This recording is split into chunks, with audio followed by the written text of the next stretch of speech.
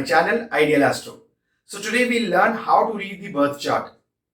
By the end of this video, you will enter into the world of prediction. And definitely I'll give you a technique which you can apply and it will give you results 100%. So before jumping on to the prediction, we must understand our zodiac. The total zodiac is of 360 degrees that is divided into 12 parts. So these parts are called houses. That means each house is 30 degrees each, 360 divided by 12. And when we draw it on a map, and this map when it is drawn on a paper, it looks like this. This is a North Indian birth chart. The birth charts are generally of North Indian style, South Indian style, Western style that are mostly used. We have taken example of a North Indian birth chart. So in the North Indian birth chart, the houses remains fixed and static. Irrespective, the kundli is of whatever time it is of, wherever is the birthplace, doesn't make any difference. The houses remains fixed. That means this house, where ascendant is written, this is your first house. Anti-clockwise we will move. Don't get confused by this half diamonds. This is also a house, a complete house in its own. First house, second, third, fourth, fifth, sixth, seventh, eighth, ninth, 10th, 11th and 12th. These 12 houses are always fixed in all the cases when we are going for North Indian birth chart style. Don't get confused by the number. I have deliberately taken 5 number here.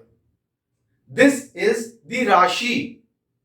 Whichever number is written in the Lagna, that means that particular chart belongs to that Rashi. We can say that this Kundli belongs to Leo Lagna because 5 number is rising in the ascendant. If it is 1, that means Aries, 2 Taurus, 3 Gemini, 4 Cancer, 5 Leo, 6 Virgo, 7 Libra, 8 Scorpio, 9 Sagittarius, 10 Capricorn, 11 Aquarius and 12 Pisces. This is the order of the Rashis. So whatever number is written, the Kundli belongs to that particular Rashi. So the Lagna, the first house, what does it represent? The Lagna represents you as a whole. Your body, structure, complexion, your health, everything you can see from the first house. The more strong the first house is, the Lagna is, the better is the Kundli. Irrespective how many Raj Yogas or Wealth Yogas is forming in your chart. But if Lagna is weak, the Kundli itself becomes weak. Because ultimately you are the one who is going to execute. The planet rules over your conscious and the subconscious mind. While you are the one who is going to execute your action. Lagna should be strong. Second house represents, signifies your family, your speech, your finances. Second house. Third house represents your courage, your siblings, younger siblings, short journeys, neighbors, means of communication. Third house. Fourth house represents your mother, your property, vehicles, luxury. Fifth house, your prarabdha, what you are bringing from the past life. Fifth house, your grandfather, your education, your intelligence, your brain. Fifth house. Sixth house, your diseases, debts, your enemies. Enemies means your competitors even. Sixth, seventh house, your spouse, your partners, public. All is seen from the seventh house. Eighth, longevity, lifespan, your inherited property, occult field, 8th house. If you want to go for the detailed knowledge about the signification of the houses, you can go for a very good book, Uttara Kalamriti. That's a very good book for the basics. It is in English as well as in Hindi. 9th house represents your fortunes, your father, your higher education. Ninth house, your religion. 10th house, your profession, your karma, your status in the society. 10th. 11th, your fulfillment of desires, your gains, your friend circle, your elder siblings. 12th, your expenses, jail, hospitalization, asylums. Spirituality is also seen from the 12th house. So in this way, when we are knowing the 12 houses and their signification, now we'll come on to the technique. Now we will concentrate on the planets and their placement. So sun signifies your soul.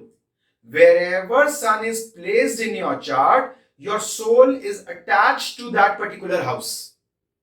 In this example chart, sun is placed in the second house. That means the soul of the native is attached towards the family, towards the finances. So wherever native goes, wherever he is working, his soul will always remain attached to his family. Mercury represents your intelligence. Your communication is also Mercury. So Mercury in the second house means the native uses his intelligence. He is very intelligent in the matters related to finances, to convince others. He is a very good advisor. He is known in the family for his advices. Such kind of a native can also have his profession related to finances or counseling very good because he is intelligent. He is very witty. Rahu. Rahu tells you about your obsession, why you have taken birth. This native will be obsessed towards his house, mother, vehicle, luxury. Sixth, moon. So moon represents your mind, your thinking. So this native will always think about either diseases, competitors, or debts if any. Jupiter. First of all, Jupiter coming in the 9th house, you are already blessed.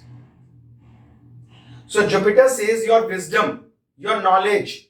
This native will get wisdom, knowledge from teachers, father. He will respect religion and religious activities. Jupiter. Ketu represents your dissatisfaction. Ketu is, Rahu is obsession, Ketu is destruction. Ketu is headless. So the native will definitely change, a complete change in profession at least once in life. A complete change. And he will not be very satisfied with the environment. He will be dissatisfied with the environment where he is working because of Ketu. Mars means his energy is used for his social appearance, how he maintains his relation with his friends, for gains, for fulfilling his own desires. Mars, his energies and action. Saturn is a planet of old age, slow. So when it comes in the 12th house, simply says that the native will think a lot while incurring any expense. He will be very slow in his decision. So in the same manner, you can predict for all the planets in your chart using the signification of the houses. Venus in the Lagna means the native is good looking. Venus itself means good looking, beauty. And it shows how you maintain the relationship. What is your approach towards the relationship? So we'll add on a bit. Venus in Leo. Leo is represented by lion. That means this native is not greedy as far as relationship is concerned. But definitely he wants to dominate in the relationship. He wants to dominate. So in this respect, you can predict for all the planets.